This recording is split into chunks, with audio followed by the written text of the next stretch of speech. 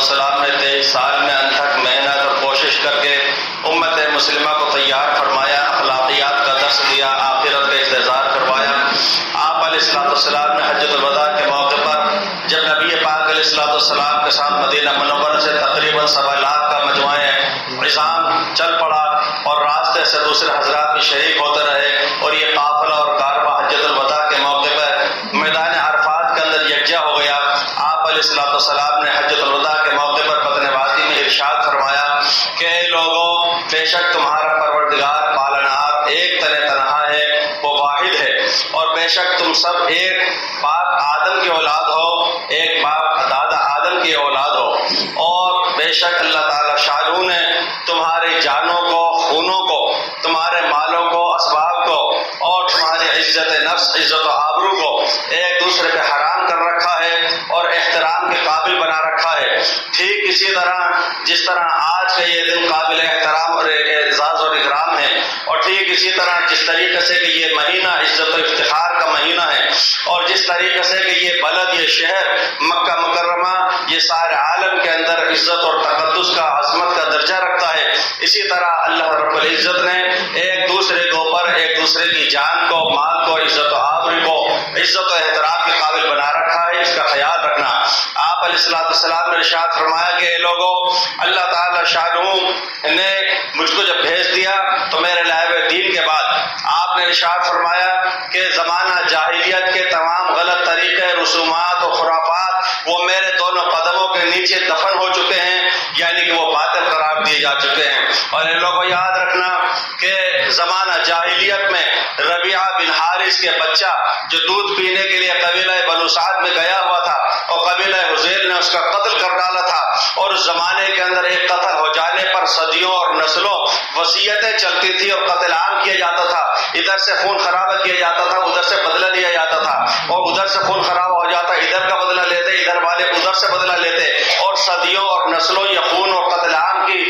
جنگیں چلتی رہتی تھیں۔ لیکن میں یہ اعلان کرتا ہوں کہ ربیعہ بن حارث کے بچے کا خون کا قصاص اور بدلہ میں نے اٹھا دیا ہے اور درگزر کر دیا ہے۔ اور یاد رکھو کہ عباس بن عبد المطلب کا جو سود اور بیاج جو لوگوں پر چڑھا ہوا ہے، میں نے زمانہ جاہلیت کے سود اور رواج کو ختم کر دیا اور اٹھا دیا ہے، صرف اصل رقم کو میں نے باقی اور برقرار رکھ رکھا ہے۔ اور اے لوگوں،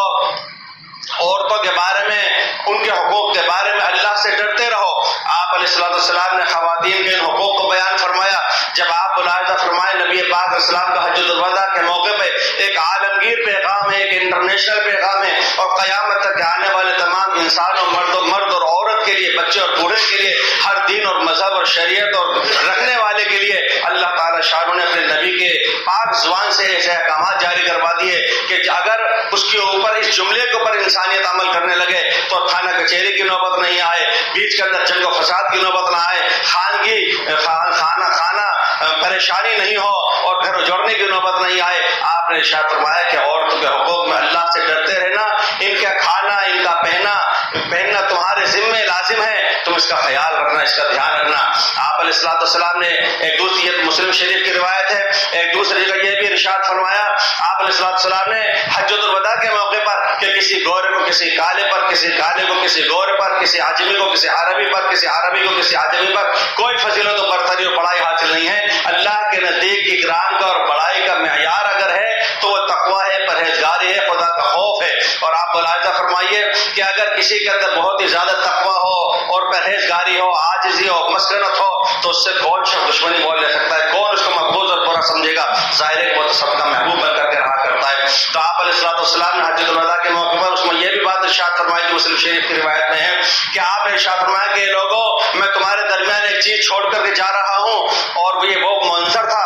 اور وہ موقع تھا جب رسالت آپ علیہ السلام نے اس لاکھوں کے مجمع آپ میں یہ ارشاد فرمایا کہ لوگوں دھیان سے دیکھ لینا اور سمجھ لینا مجھ سے، مناسک حج کو سمجھ لو، حج کے طریقوں اور ارکان کو مجھ سے دیکھ لو اور سمجھ لو، ہو سکتا ہے کہ آئندہ سال میں تمہارے درمیان موجود نہ رہوں۔ ایسے اندوہناک اعلانات کے بعد اور صحابہ کرام جس اشارے کو سمجھ رہے ہیں کہ شاید آئندہ سال ہم نبی پاک علیہ السلام کے ساتھ میں اس مبارک عمل کے اندر شرکت نہیں کر سکیں گے، ہم اس معاملے میں بچھڑ کر کے رہ جائیں گے۔ آپ علیہ السلام نے ان اعلانات اور ان باتوں اور اشاروں سے یہ واضح فرما دیا کہ ایک ایک کلمہ، ایک ایک لفظ، ایک ایک جملے کو امت مسلمہ مضبوطی سے تھام لے۔ آپ نے ارشاد فرمایا کہ میں ایک چیز چھوڑ کر کے جا رہا ہوں، اگر تم اس کو مضبوطی سے تھامے رہو گے تو زندگی میں کبھی بھٹکو گے نہیں، گمراہ نہیں ہوگے۔ وہ اللہ کی کتاب قرآن حکیم ہے۔ آج میرے بھائیوں، پوری روئے زمین میں، کائنات کے اندر، تمام فرقوں کے اندر، تمام مسلکوں کے اندر، تمام انجمنوں کے اندر، تمام یونینوں کے اندر، ہر قبیلے اور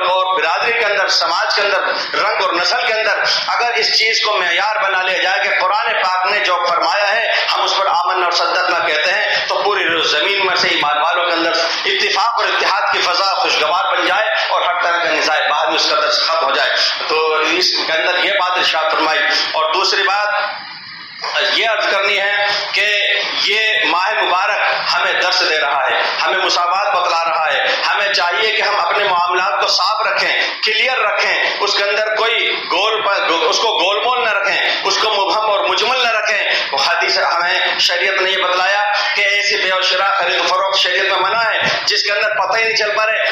چل سکے کہ آدمی خرید کیا رہا ہے، لے کیا رہا ہے۔ مثال کے طور پر ڈبوں کے اندر بند کوئی چیز ہے جس کو جوا بھی کہا جاتا ہے، قمار کہا جاتا ہے، اور اس کے اندر یہ ہے کہ صاحب آپ اتنے پیسے دے دو اور آپ ٹوکن کھول لو، یہ کوئی سے بھی ڈبے پہ ہاتھ رکھ لو، کسی کے اندر تو 1 روپے کی چیز ہے، کسی کے اندر 1000 روپے کی چیز ہے، اگر ہاتھ میں آ جائے گا تو آپ کے لاکھوں روپے ہاتھ آ جائے گا، نہیں آئے گا تو کچھ بھی نہیں آئے گا۔ اور اسی طریقے سے پیٹ کے اندر کسی جانور کے کیا بچہ ہے اس کا خریدنا اور بیچنا شریعت نے حرام قرار دیا ہے۔ یہ میرا تالاب ہے، اس کے اندر سے میں آپ کو اتنی مچھلیاں بیچ رہا ہوں، یہ خرید و فروخت جب وہ سامنے موجود نہیں ہے، ابھی قبضے کے اندر نہیں ہے، تو اس کی خرید و فروخت جائز نہیں ہے۔ تو شریعت اسلامیہ نے معاملات کو صاف رکھا ہے، کلیئر رکھا ہے، واضح رکھا ہے، اس کے اندر کوئی گول مول بنا نہیں ہے، اجمال نہیں ہے، ابہام نہیں ہے۔ تو ہمیں آپ کو چاہیے کہ معاملات میں کوئی اندر صفائی اختیار کریں۔ خرید و فروخت کرنا ہے اس میں قیمت بالکل صاف طے ہو، اس میں مالیت بالکل صاف طے ہو، کتنی مدت میں لین دین ہوگا، قیمت ادا کی جائے گی، وہ کلیئر ہونا چاہیے۔ اسی طریقے سے قرض کا لینا دینا، رہن کا رکھنا، اسی طریقے سے آدمی اجارے اور اجرت پر، کرائے پہ کوئی چیز لے دے رہا ہے، اس کے اندر منفعت بھی دے کرے، مجھے ٹیکسی سے اتنی دور تک جانا ہے، مجھے آپ کا مکان یا آپ کا ہوٹل اتنے وقت کے لیے درکار ہے،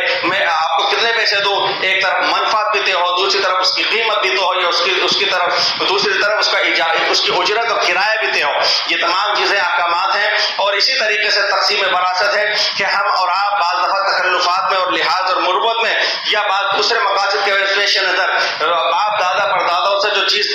میراث میں چلی آ رہی ہوتی ہے، ہم اس کو آپس میں تقسیم نہیں کر پاتے، ہم اس کو واضح نہیں کر پاتے۔ میرا مقصد خدا نخواستہ یہ نہیں ہے کہ مرنے والے کی قبر کی مٹی نے سوکھی اور وارثین ابھی قائم لگ گئے، یہ میرا مقصد نہیں ہے۔ لیکن مقصد یہ ہے کہ جو اللہ تعالیٰ شاہ نے شریعت کے اندر حصے متعین فرمائے ہیں، تو ہمیں کسی کے جانے کے بعد آپس میں یہ محبت اور پیار کے ساتھ شریعت کی روشنی میں طے کر لینا چاہیے کہ بھئی فلاں چیز فلاں کی کتنا حصہ اس میں بنتا ہے، تاکہ آگے بعد میں ہماری نسلوں میں جا کر کے اختلافات نہ پیدا ہو۔ تو معاملات کو بالکل صاف رکھا جائے، کلیئر رکھا جائے۔ تیسری بات یہ ہے کہ ایمان والا کے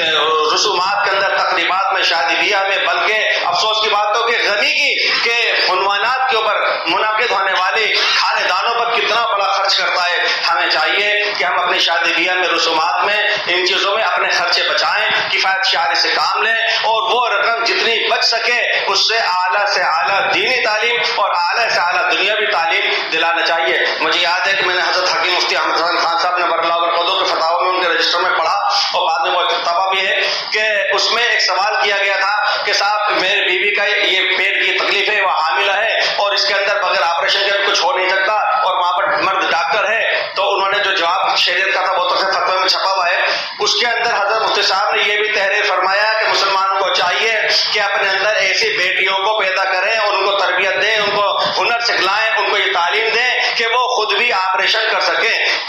ہماری بچیاں، ہماری لڑکیاں ایسے معاملات کے اندر مردوں کے پاس جائیں، تو لہٰذا دنیاوی تعلیم کا سیکھنا وہ ممنوع نہیں ہے۔ حضرت جی ناول حسن رحمۃ اللہ علیہ نے فرمایا ہے کہ ہر ایک کے لیے عالم بننا تو فرض نہیں ہے، اور ڈاکٹر، انجینئر، وکیل بننا کوئی منع نہیں ہے۔ جو مقصد ہے ضروری ہے وہ آدمی کا دیندار بننا ہے، چاہے وہ عالم، حافظ، مفتی ہو، اور چاہے وہ ڈاکٹر، انجینئر، وکیل، بزنس مین ہو، اس کے زندگی میں دینداری ہونا چاہیے۔ اسی کے ساتھ ساتھ میں ایک آخری بات یہ عرض کروں کہ ماہ مبارک کے اندر، ماہ مبارک میں روزہ رکھنا اللہ کا حکم ہے۔ ہم سے آپ سے کچھ نہ کچھ، کبھی نہ کبھی کچھ نہ کچھ بات ہو جاتی ہے، بےہودہ بات زبان سے نکل جائے، لا یعنی ہو جائے۔ حدیث پاک میں ارشاد فرمایا گیا، فرض رسول اللہ صلی اللہ علیہ وسلم صدقۃ الفطر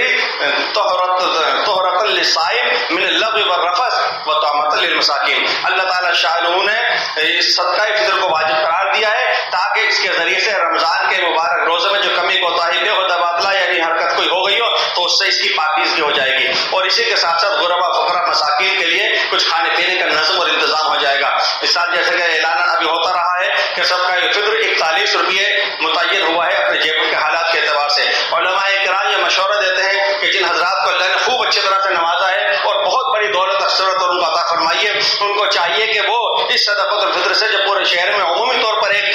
اعلان کے تحت ہوتا ہے اس سے اور اوپر اٹھ کر کے اور اپنی مالی پوزیشن اور حالت کو دیکھتے ہوئے وہ غربا کے حق میں اس بات کی کوشش کریں کہ شریعت میں جو کبھی رکھا گیا ہے کہ 3.5 سیر کے قریب جو صدقے میں دی جائے وہ صدقہ فطر اس سے ادا کریں، اور اسی طریقے سے کشمش 3.5 سیر کے قریب وہ ادا کریں، اس کی قیمت ادا کریں، 3.5 سیر کھجور دے کر کے اس کو ادا کریں. اس کے ذریعے سے صدقہ فطر ادا کیا جائے گا تو انشاءاللہ العزیز ہمارے روزوں کے اندر بھی پاکیزگی آئے گی. آخر میں صرف ایک حدیث اور اس کا ترجمہ سنا کے بات ختم کر رہا ہوں. رسول پاک صلی اللہ علیہ وسلم نے حضرت انس بن مالک سے ارشاد فرمایا کہ یا بنیا ان قدرت ان تصبح و تنسیا لیس بقلبک غش لعدل ففعل. اے میرے پیارے بیٹے اگر تجھ سے صبح شام اس حالت میں ہو سکے کہ تیرے دل میں کسی کی طرف سے کھوٹ کینہ کپٹ نہ ہو تو ایسا کر لیو. اور ارشاد فرمایا کہ وذالک من سنتی، یہ میری سنت ہے، میرا طریقہ عمل ہے. ومن احیا سنتی فقد احبنی، جس نے میری سنت کو زندہ کیا اس نے مجھ سے محبت کی. ومن احبنی کان معی فی الجنہ، اور جس نے مجھ سے محبت کی وہ جنت میں میرے ساتھ جائے گا. اللہ تعالیٰ شاہ آپ علیہ صالح کو توفیق. حدیث پاک کے الفاظ یہ ہیں: